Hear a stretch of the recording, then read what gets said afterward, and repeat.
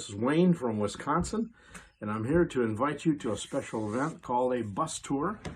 And we have really changed things around so it's not quite so long. We're going to do a 4-day bus tour in Ohio. And I'm inviting you to come out and participate and be with myself. I'll give you a nice tour of Ohio and get you to see plenty sites that are Hopewell and Adena that support a setting for the Book of Mormon.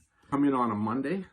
We'll tour on Tuesday, Wednesday, Thursday, and then on Friday, and then on Saturday, you can fly back home. Stay in the same hotel every night. There's no packing your bags every 7 a.m. to take off each day. Doesn't happen. One hotel, 4-day tour with me in Ohio. I hope you can make it.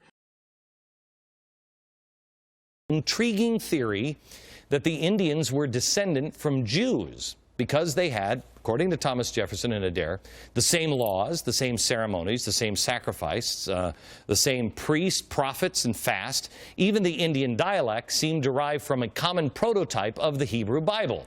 So they didn't brush off the Native American as wild animals. They were intrigued. Thomas Jefferson sent Lewis and Clark out. Part of it was he wanted to see the burial mounds, find out what those are. Archaeologists say they have found evidence of 200,000 actual cities of mound-like structures all across North America that were here long before Columbus. Now I want to show you this. These are the Newark earthworks. They're here in Ohio. Yes, Ohio. The earthworks are made, they're structures that are made now of earth that has been built up from the ground in a perfect circle. Here it is, a perfect circle and a perfect octagon. But they were built by the ancient Hopewell civilization. They date back from 300 BC to 400 AD. So let's look at these structures here. Bring this up. I want to show you something. If you square the inside of the octagon, here's a square and here's a square. If you square it, this is what surveyors do when they're measuring. They square the circle, and then they divide that area into 4 equal parts, or cubes, and then you find that each cube is made up of 606 feet, 606 feet, 606 feet, 606 feet, 606. It's made up of stades. Exactly the same. Let me show you one more connection. In 1860, David Wyrick, he's a guy who surveyed the Newark earthworks. He was digging into a mound near those earthworks, and he found a wooden coffin made of oak.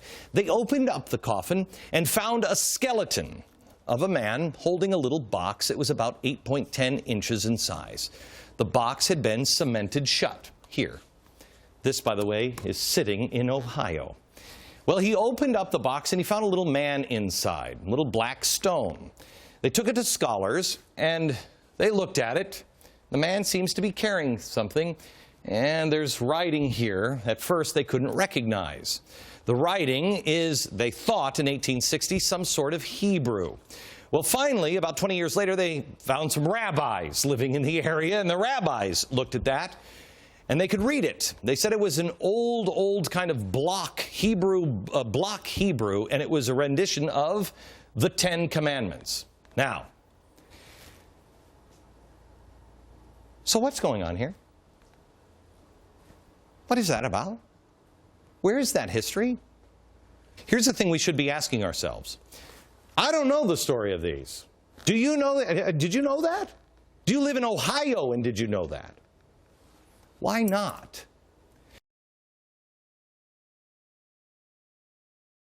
Now, just to give an example, real quick here, 801-762-8547. That's the number to call or register, and don't delay if you want to go, because it's going to fill up quick. And the webpage, of course, is www.goanddotravel.com. It'll be a lot of fun, and you're going to see some great sites. You'll see 3-4 sites every day: Tuesday, Wednesday, Thursday, and Friday. Come in on Monday, go home on Saturday. 1-week deal. Hope you can make it. I want to see you there. Goodbye.